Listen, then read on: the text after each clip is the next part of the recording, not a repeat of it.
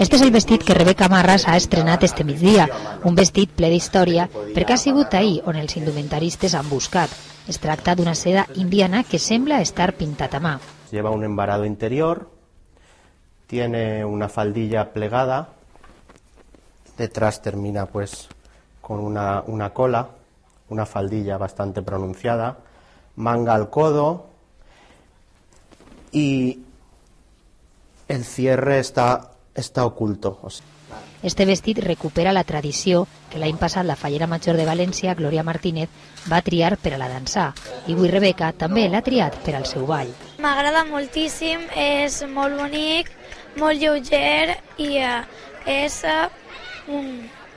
molt còmode. Els davantals de Batista no amaguen la força d'esta tela, que com veuen el sol permet lluir esta reproducció exacta d'un model amb 2 segles d'història.